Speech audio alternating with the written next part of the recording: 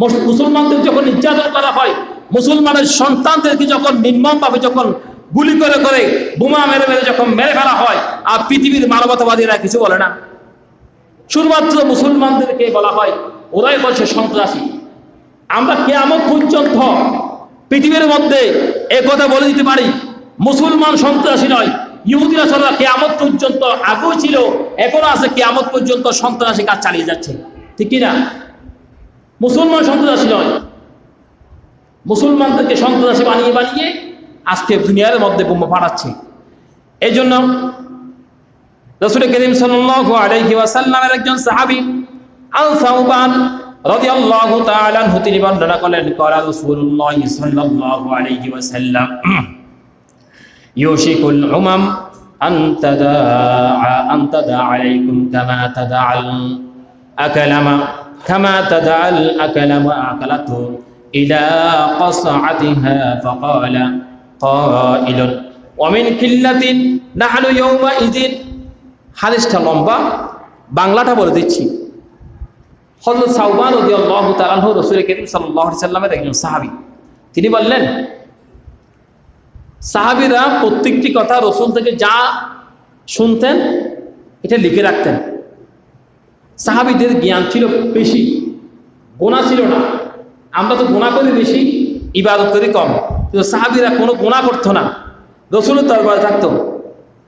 আব্দুল্লাহ বিন মুবারক রাহিমাহুল্লাহ, ওনাকে ওনার বন্ধুরা বলতেছে, সাথীরা বলতেছে, তুমি আমাদের সাথে থাকো না কেন? আব্দুল্লাহ বিন মুবারক তিনি জবাব দিলেন, দেখো আমি সাহাবীদের সাথে থাকি। তুমি তো এসেছো, এই যে সাহাবীরা তো চলে গেছে অনেক আগে, তুমি তো এসেছো পরে, সাহাবীদের সাথে কেমনে থাকা? হয়তো আমি সাহাবীদের জীবনী পরিমাণে সাহাবীদেরকে সামনে রেখে আমি কথা বলি, এরকম মনে হয়। সাহাবীদের জীবনীগুলি আমি পড়ি সবসময়। তো তিনি বর্ণনা করলেন, আমি রাসূল করিম সাল্লাল্লাহু আলাইহি সাল্লাম থেকে শুনেছি, রাসূল করিম সাল্লাল্লাহু আলাইহি সাল্লাম বলেছেন, ইহুদিরা নাসারা, কয় জাতি? ইহুদি নাসারা, দুটো জাতি পৃথিবীর মধ্যে, তাদের সংখ্যাগরিষ্ঠ আছে বেশি, মুসলমানদের কম নাই। 200 কোটি বর্তমানে মুসলমান, ইহুদি নাসারা তার থেকে কম। এরপরেও আপনারা দেখবেন যে মুসলমানের সংখ্যা কম হয়েও যুদ্ধের ময়দানে মুসলমান বিজয় লাভ করেছেন। তাহলে আজকে পৃথিবীর মধ্যে 200 কোটি মুসলমান, এরপরেও যদি পৃথিবীর মধ্যে যদি মুসলমানের এত সংখ্যা থাকার পরেও যদি মুসলমান যদি পরাজিত হয়, তাহলে মুসলমান জয় লাভ করে কখন? এর কারণটা কি?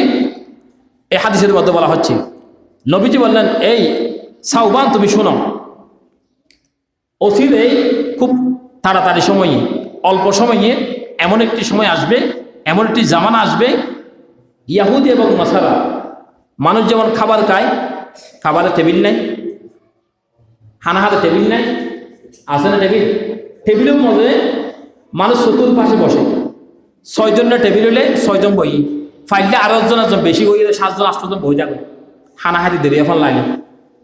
তো এই খাবার অচিরে এমন একটি সময় আসবে, ইহুদি এবং নাসারা যারা থাকবে, তারা মুসলমান খাবারের প্লেট যেমন সামনে আসলে চতুর্পাশে মানুষ বসে যায় খাবার খাওয়ার জন্য, ইহুদি এবং নাসারা মুসলমানদের চতুর্পাশে ঘিরে ফেলবে।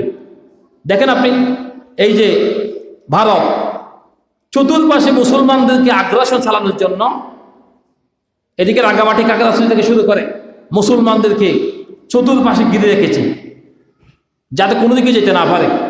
ইহুদি যে রাষ্ট্রগুলিকে তারা একাকার হয়ে যাচ্ছে, আর মুসলমানদের রাষ্ট্রগুলিকে পৃথক করে ফেলতেছে, আলাদা করে ফেলতেছে। মুসলমান রাষ্ট্র যদি বড় থাকতো, তাহলে তাদের শক্তি সমর্থন বেশ থাকতো। ইহুদিরা প্রত্যেকটি দেশকে, বাংলা যে দেশগুলি ছিল এগুলোকে এক করে ফেলতেছে, আর মুসলমানের দেশগুলিকে ভেঙে ফেলতেছে, ছোট করে ফেলতেছে। তো নবীজি বললেন, এই সাহাবীরা শোনো,